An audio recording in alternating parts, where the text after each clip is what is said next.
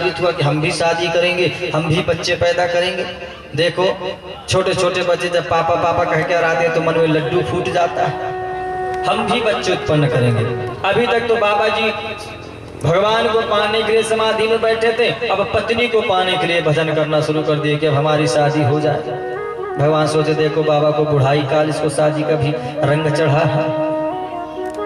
भगवान बोले कोई बात नहीं, ऐसे ही व्यक्ति के द्वारा तो संतान जो उत्पत्ति होगी वह सृष्टि का विस्तार करे।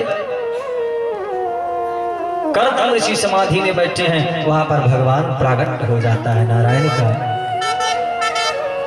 नारायण के जब भगवान कर्दम ऋषि के सामने प्रकट होते हैं तो नारायण की आंखों से आंसू गिरने लगते। धन्य है महात्मा, ऋषि महात्मा।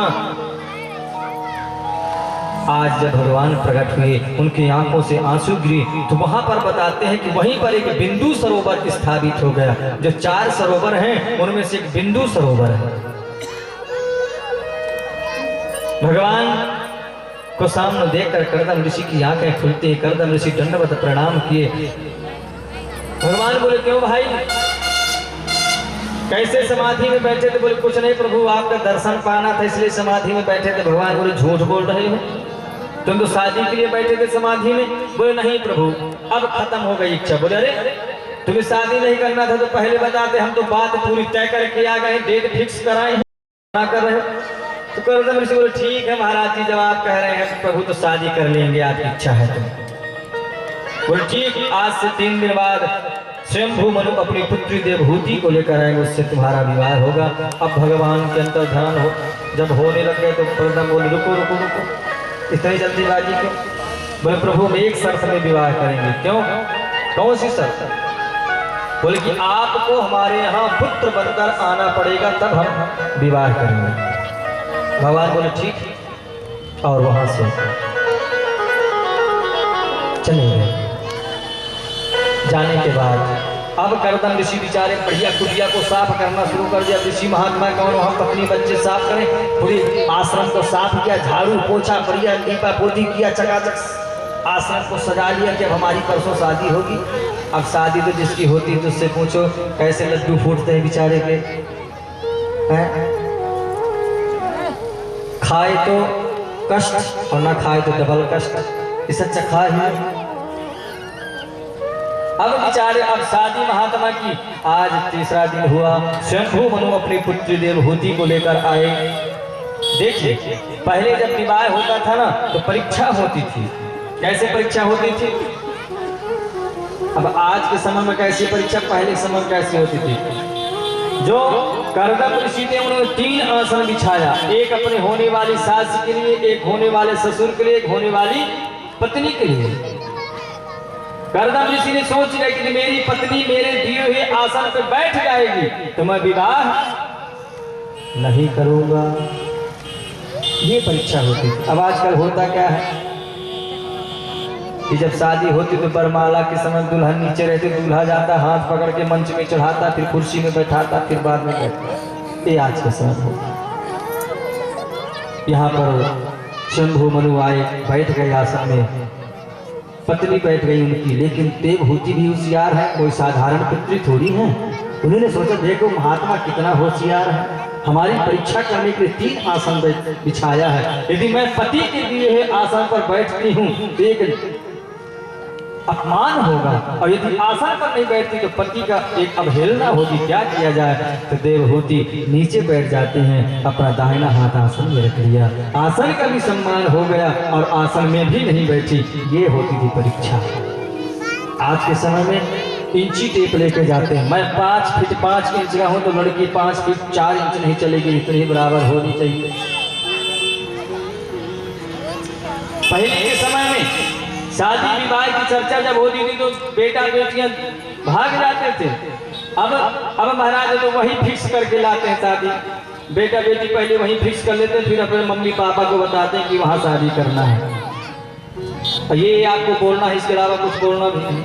ये सारी चीज पहले अंतर था। तो यहाँ पर उनका सुंदर विवाह हुआ।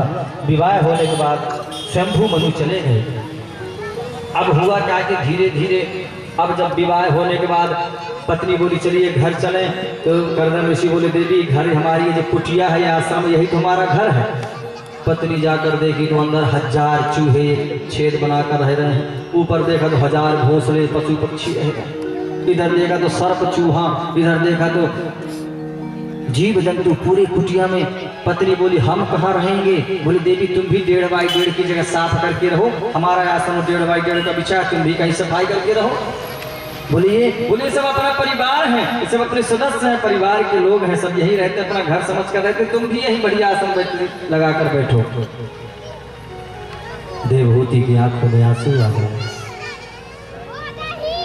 खिड़की से जब बाहर देखा तो सरोवर में शेर और गाय बैठ एक साथ पानी पी रहे हैं। आंखों में आंसू। अब इतना तपस्वी महात्मा कि इसके यहाँ कोई द्वेष भावना है ही नहीं इसकी आश्रम में। कर्दम बोले देवी एक काम करो, हम थोड़ा संध्या बंदन कर लें, फिर आगे की चर्चाएं होंगी शादी विवाह की। अब कर्दम ऋषि बढ़िया नहा धोकर आसन में बैठे और महाराज कर्दम ऋषि पूजन करने बैठे तो लग गई उनकी समाधि। अब 1 घंटे की समाधि का यहाँ 40 साल तक भागवत में वर्णन है कि 40 साल तक कर्दम ऋषि समाधि में बैठे रहे।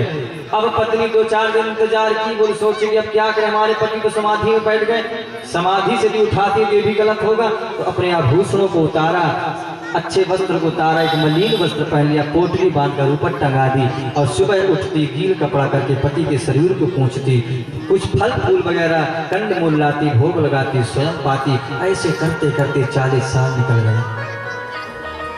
जरा सोचिए आज की पत्नी होती तो उठाती डंडा, क्यों शादी क्यों किए थे? इसलिए समाधि बैठने के लिए, और 2 जमाती पीछे से।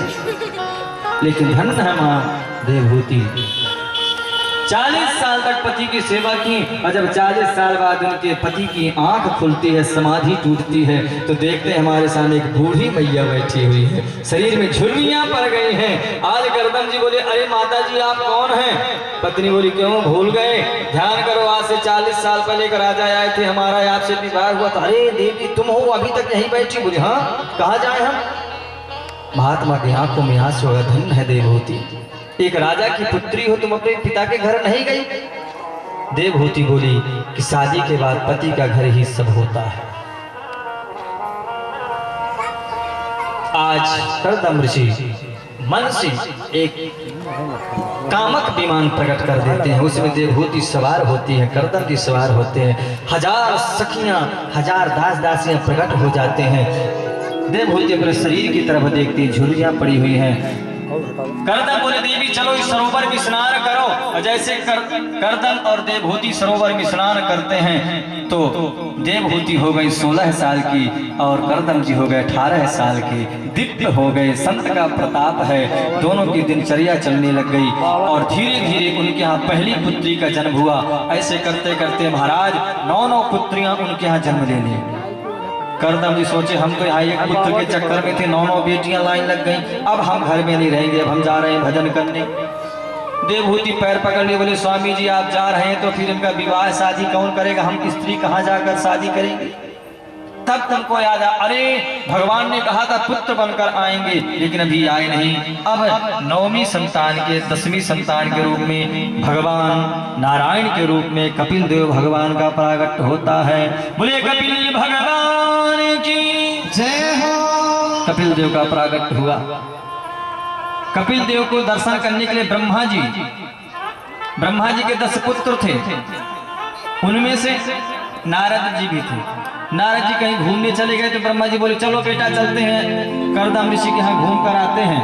तो 9 पुत्रों को लिए और आ गए, इधर भगवान के दर्शन किए। जब ब्रह्मा जी चलने लग गए तो कर्दम जी बोले महाराज हमारी 9 बेटियां हैं, आपके 9 पुत्र हैं, क्यों ना इनका विवाह हो जाए। और बढ़िया सुंदर वहीं पर विवाह हो गया। नारद जी बेचारे घूमने चले गए थे तो आज भी घूमते ही उनकी शादी ही नहीं हुई। सुंदर वहां से विवाह हुआ। कर्दम जी जंगल में चले जाते हैं। कर्दम का मतलब क्या होता है? बोले अपने कर्म के द्वारा जो इंद्रियों को दमन कर ले उसे कहते हैं कर्दम, जो अपने मन को एकाग्र कर ले वो है कर्दम। कर्दम महाराज चले गए भगवान का भजन करने के बाद भगवान के धाम को प्राप्त हुए। इधर कपिल भगवान थोड़े बड़े हुए, आज देवहूति उनको आसन पर बैठाती हैं और उनसे कहती बेटा आज मैं मां नहीं एक भक्त की तरह आपसे प्रश्न करूंगी, ये बताओ कि संसार में जीव को क्या करना चाहिए। कि मन जो है परमात्मा में नहीं लगता। और कपिल देव ने सूप समझाया कि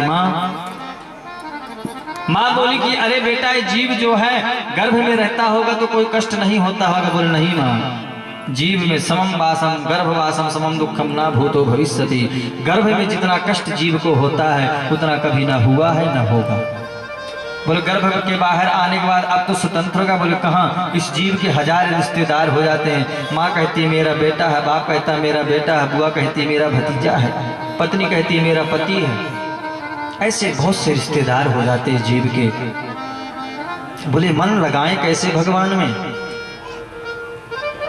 मन लगाने की बात यहाँ पर बताया। बोले माँ यहाँ पे एक उदाहरण बताया। बोले 2 प्रकार के व्यक्ति होते हैं, पैसे वाले 2 प्रकार के व्यक्ति होते हैं। कौन से? एक व्यक्ति, एक बहुत बड़ा व्यक्ति था, एक सेठ जी थे। और वह सेठ जी कभी दान नहीं करते थे। एक दिन सब लोग बोले अरे इतने बड़े आदमी होकर दान तो कर लो। तो एक दिन उन्होंने सोचा